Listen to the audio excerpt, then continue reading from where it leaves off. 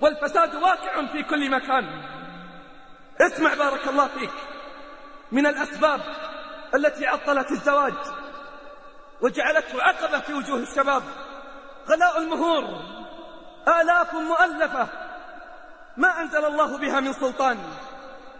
من أين للشباب ب30 و40 و50 ألف ورواتبهم لا تتجاوز 1000 و2000؟ الفتن تطاردهم في كل مكان، تطارد الفتيات وتطارد الفتيان، ثم توضع هذه العقبات وهذه العراقيل. ما المقصد من الزواج أصلا؟ ما المقصد من الزواج أصلا؟ أليس المقصد حفظ الفتاة وحفظ ذلك الشاب وإنشاء أسرة مسلمة؟ اليوم الأسرة المسلمة لا تنشأ إلا بملايين الريالات. تدري لماذا؟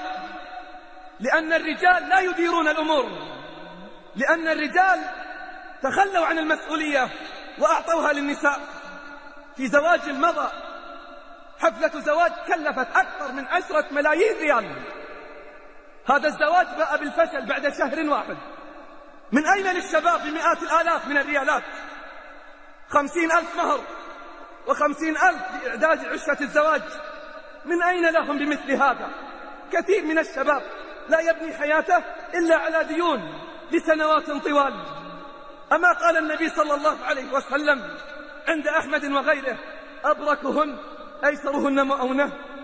وهل فتياتنا وبناتنا أحسن من أمهات المؤمنين؟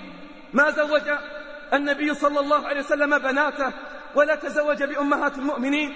حين سئلت عائشة رضي الله عنها عن صداقه صلى الله عليه وسلم عند مسلم وغيره، قالت: ما زوج النبي صلى الله عليه وسلم بناته ولا صدق نساءه بأكثر من 12 أوقية ونسا. قالت: أتدري ما النس؟ قالت: نصف أوقية، فذلك 500 درهم. 500 درهم لأمهات المؤمنين، أطهر النساء وأعف النساء وأكرم النساء عند الله جل في علاه.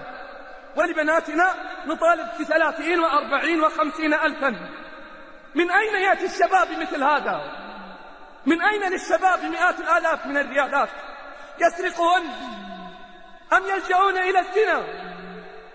ونحن السبب، دفعناهم إليه. كم من شاب التزم وأراد تحصين فرجه فإذا بالأبواب مغلقة من أمامه، وكان ذلك سبب في انتكاسته. الكل يتحمل المسؤولية. الحلال بمئات الآلاف من الريالات والحرام بأيسر الأموال. في حالة إيدز اكتشفت في المنطقة الغربية لطالب في المرحلة المتوسط، بعد التتبع عثر على وكل من أوكار المتخلفين من الحج يقدم الزنا ب10 ريالات. الحرام ب10 ريالات، في حين أن الحلال بمئات الآلاف.